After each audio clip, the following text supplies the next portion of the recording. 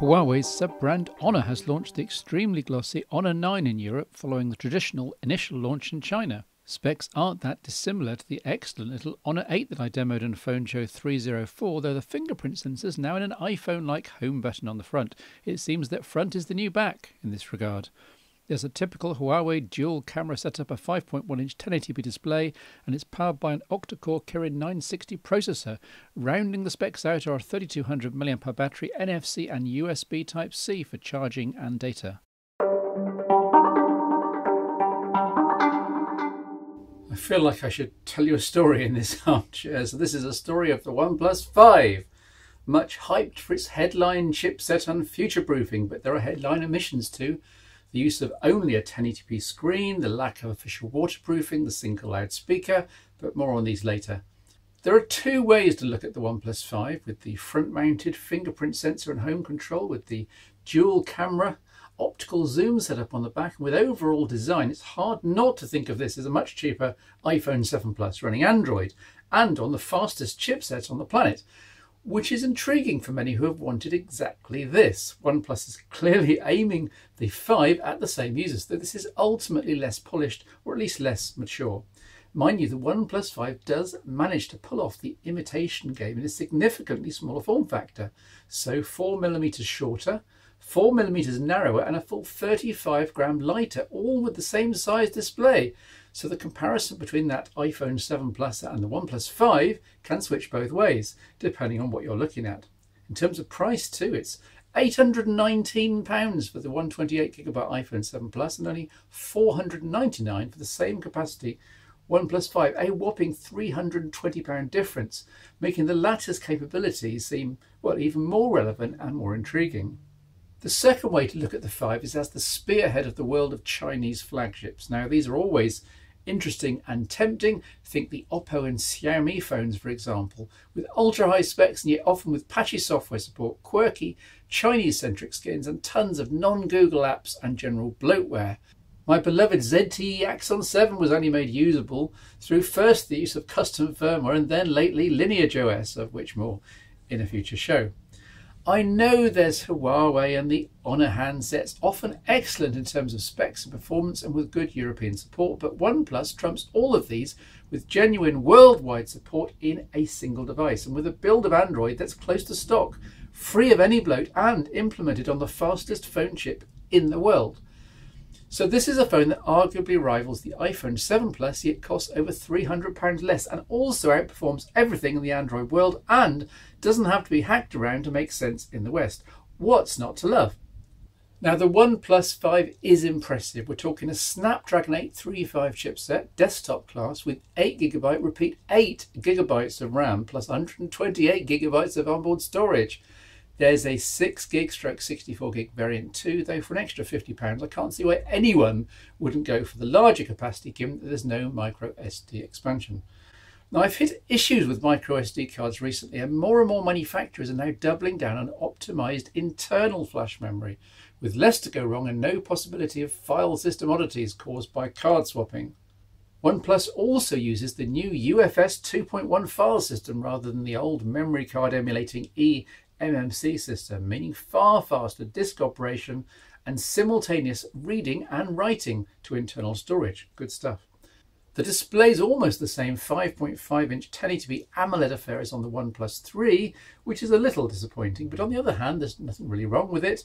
Just don't expect to use VR applications in a headset at this resolution.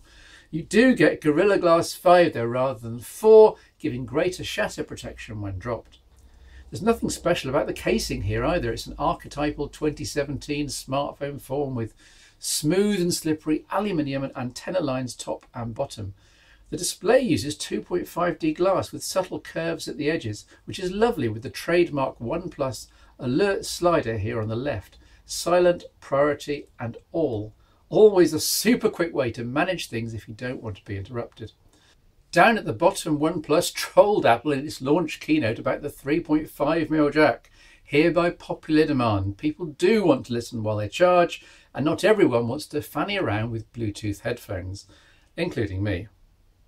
The USB Type-C data and charging port is interesting in that it can accept up to 4 amps at 5 volts, so a whopping 20 watts, though only via the proprietary dash charger, which effectively splits the 4 amps into 2 lots of 2 amp directed through the Type-C port to 2 charging channels to the battery internally. Charge this via traditional Type-C charger and it's just 2 amps, so this is usually more than enough. The single speaker here is almost loud enough and of good enough quality to make me forget about the 5 not having twin units either end of the phone. A demonstration, full volume.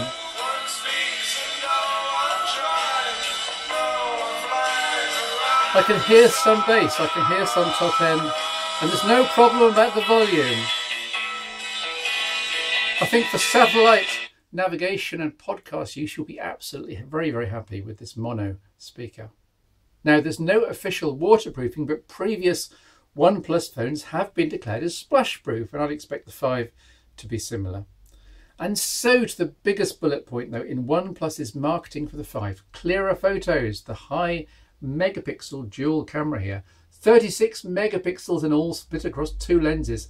f/1.7 and f/2.6 telephoto, both backed by that mighty Snapdragon 835 and the high-performance ISP, enabling various post-processing and noise reduction. A week or two after launch, OnePlus has now pushed out updates which improve the camera significantly beyond the earlier reviews.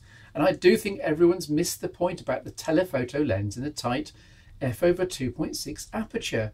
Complaints have been that it's rubbish and low light. Well, of course it is. You can't have optical zoom and good low light performance in a phone camera, even on the likes of the best Lumias here, or even the Samsung Galaxy K zoom. This is going back a few years. You can have good zoom or you can have good low light shots. You can't have both without a much bigger camera. Having said that, OnePlus is a bit disingenuous about the second camera, implying 2 times optical zoom, when in fact it's 1.125 times in terms of increased detailing from 16 to 20 megapixels, another 1.35 in terms of genuine optical zoom, and a final further multiplication of 1.3 times of multi-frame digital zoom and clever interpolation. So we eventually get to 2 times zoom, but it's not as elegant as doing all of this in glass, as it were. Still, results are generally good, away from that unrealistic zoomed low light use case I just dismissed. And the OnePlus 5 is right up there with the best cameras in a smartphone today. Focusing is lightning fast with dual pixel autofocus from both cameras, and the overall experience is top notch. The elephant in the room is the absence of OIS, though this didn't stop the Google Pixels from taking incredible low light shots thanks to the multi-exposure frame combination and alignment. And in theory, the OnePlus 5 can use the same ISP-based trick, though I get the impression that further updates are still needed. Zooming can be done with the on-screen control and then intuitively in the UI using multi-touch, and the software knows when to kick in each camera as you move in and out.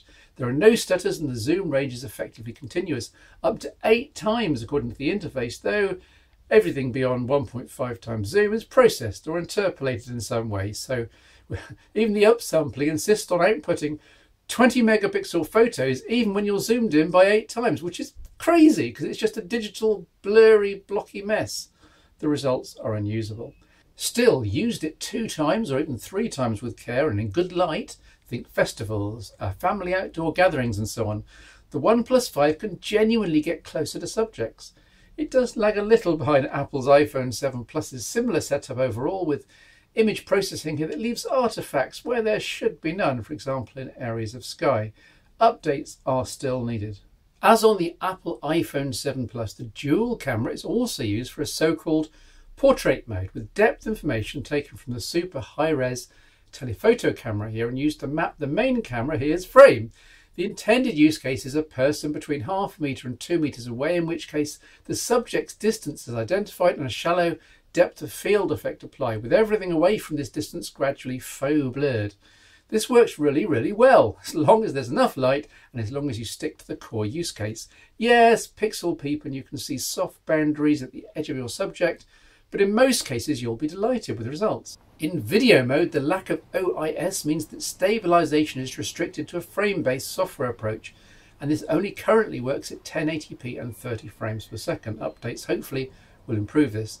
It works well enough using either of the OnePlus's 5 cameras, you can use telephoto or not, that you don't get to see the software stabilization at work in the viewfinder in real time. But the MP4 movie capture is super smooth at all zoom factors when you look at it later on. In terms of software, this is Android 7.1.1 and currently on the May 2017 security patches, so fairly up to date. The skin is Oxygen, OnePlus's own creation, and very stock and very clean, but with quite a few genuinely useful extras, plus a complete absence of bloat, hooray, refreshingly, from an Android manufacturer, and with just the OnePlus community support utility in evidence.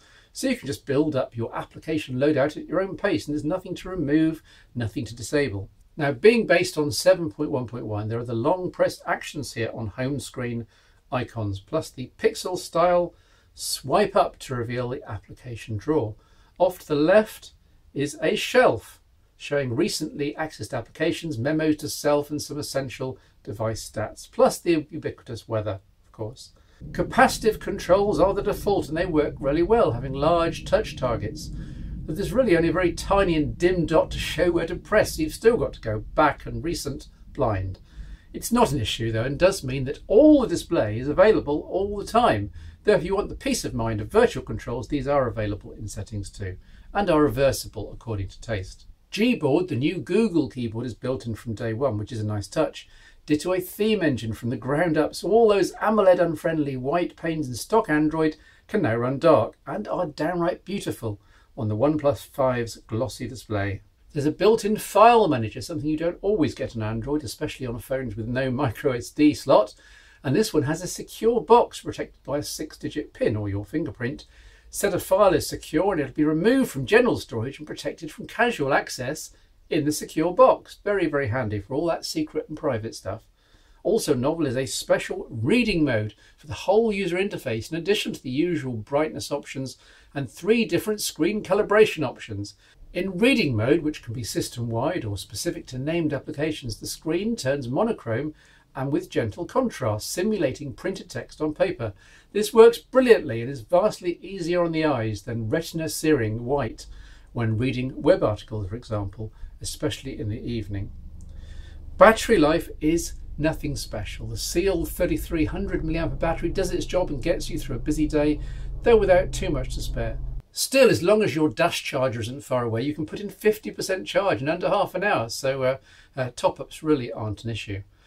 Unusually, and coming back to my opening theme in terms of this being a cut above the usual Chinese fare, the OnePlus 5 arrives worldwide with support for all LTE bands, repeat all, whatever country you live in, and with dual SIM functionality. I don't think I've ever seen a smartphone so adaptable for travellers of all needs and in all locations. This is a true world phone. Bluetooth is superior too. Bluetooth 5 is supported, though without the Galaxy S8's dual accessory trick. Apparently that's coming in an update. You'll be wondering about the 8GB of RAM here. It's completely and utterly over the top. I couldn't get the OnePlus 5 to use any more than 5GB, even when I tried really hard to have hungry apps and games open. On the other hand, there seems to be little or no penalty in having too much RAM at the moment, and more of this resource is always better when future-proofing something, I think.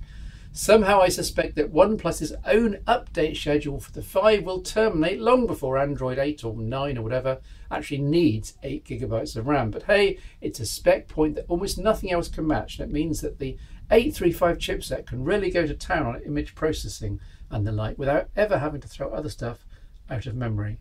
The OnePlus 5 brings out mixed emotions in me. The lack of waterproofing, the lack of OIS in either camera, the lack of stereo speakers, they all stand out to me as negatives. However, this is hands down the most powerful smartphone I've ever held, and it's the fastest, and one of the prettiest, in an understated way.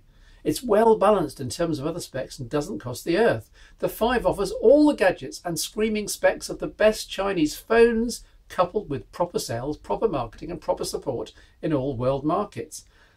And all of that's got to be celebrated. I think this new OnePlus 5 will do very well.